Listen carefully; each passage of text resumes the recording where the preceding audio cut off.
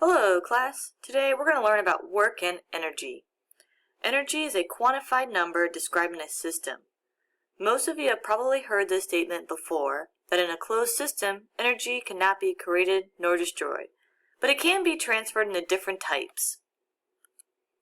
The types of energy are mechanical, which can be broken down into kinetic and potential.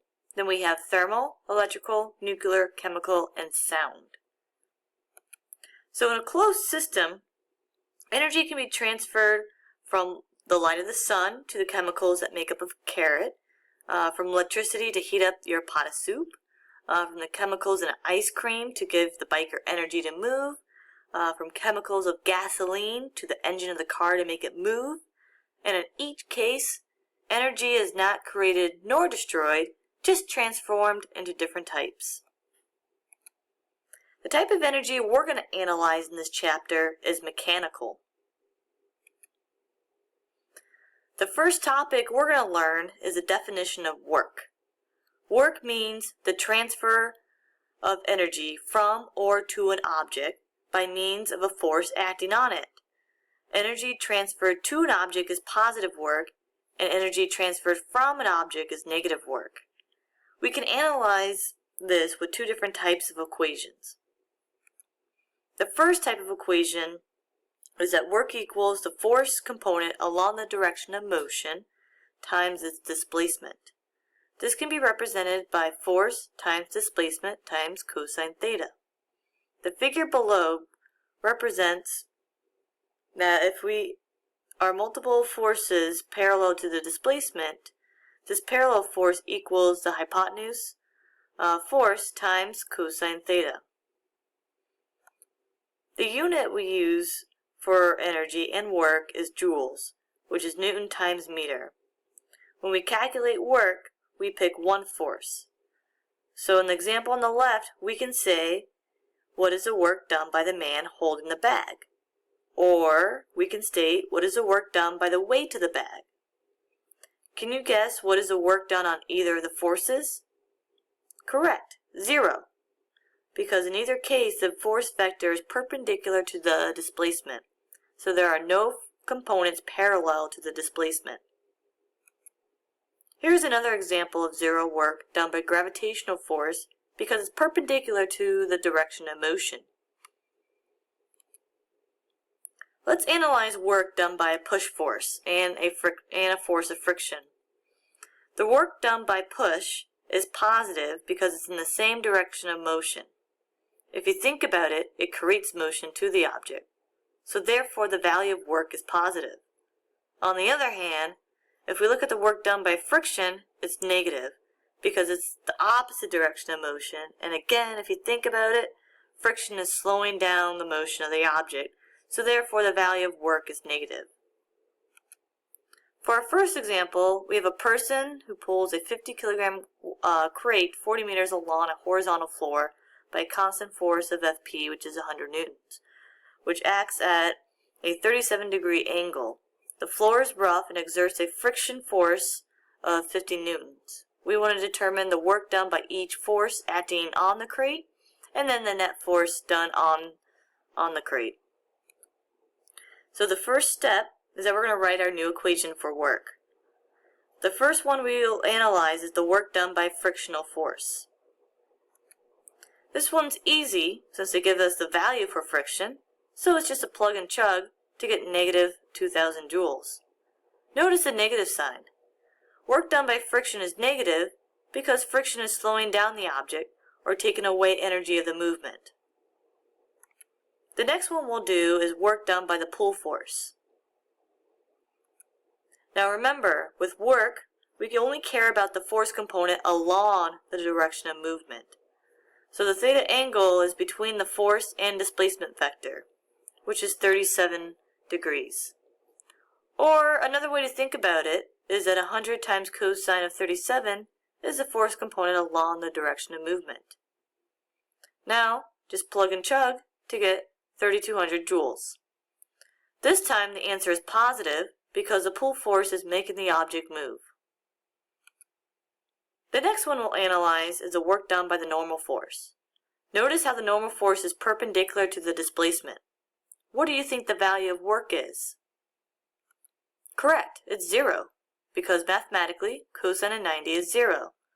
And visually, on the free body diagram, there's no force component of the normal force along the direction of movement. And with weight, theta of 270 is also 0, because weight is perpendicular to the displacement. In our next example, we're going to assume the motion is constant velocity, meaning the acceleration is 0, and we want to determine the work a hiker must do on a 15 kilogram backpack to carry it up a hill of a height 10 meters. And then we'll determine the work done by gravity on the backpack and then the net work. I think this question can be a little confusing when you're trying to figure out which force they're referring to. But in this example, the work done by the hiker is referring to the work done by the normal force of the mountain pushing up against the hiker. So I'm going to keep FH as a variable for the normal force, which is usually F of n. Now, before we can just plug and chug, we need to find the value of the normal force. To do this, we can use Newton's second law. Sum of the forces in the y direction equals 0 because the hiker is not floating up in the air, nor is it falling through the ground. Next, write out all our force components along the y direction. In this example, we only have the normal force and weight. Solve for the normal force, which equals mg. Make the substitution in for normal force. Now here's the trick for a problem with an object going up a ramp. And that is that d cosine theta is mathematically the value of h when following the right triangle trigonometry rules. So from there, now we can plug and chug to get 1,470 joules. It's a positive answer because the normal force is providing the motion. Now for part B, the work done by gravity, we just plug in mg for force, and again, d cosine theta equals h, but negative h because the angle between mg and d. And another way to think about it is weight is hindering the hiker from moving up the hill. So you should expect work to be negative. Now just plug and chug to get a negative 1,470 joules. To calculate the net work, we add up all the work done by each force in the backpack. In this case, we only have the weight and the normal force. Adding the work done by those two forces equals 0. In this next example, we have the moon that revolves around the Earth in nearly a circular orbit, kept there by gravitational force exerted by the Earth. Now, does the gravity do positive work, negative work, or no work on the moon? No work, because f of g is always perpendicular to the direction of motion, since f of g, or weight, always points towards the center of the Earth.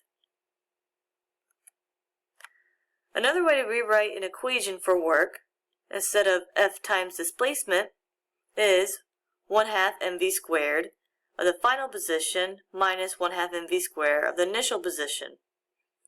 This is done by changing force to mass times acceleration and substituting in a kinematic equation.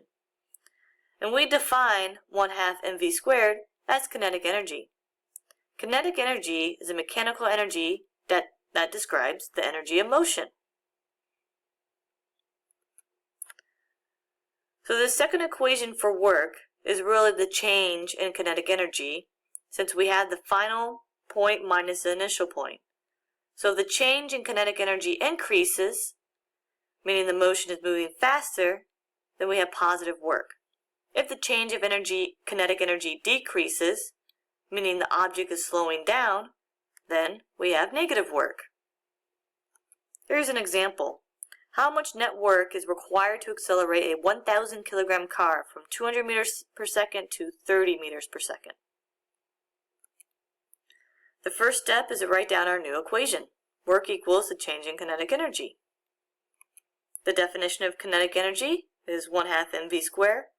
The delta is a change in velocity only since mass always stays the same in this course. So we can write change in kinetic energy as 1/2 mass times the velocity final minus the initial velocity, both of those squared. From there, it's just a straight plug and chug to get 2.5 times 10 to the 5th joules.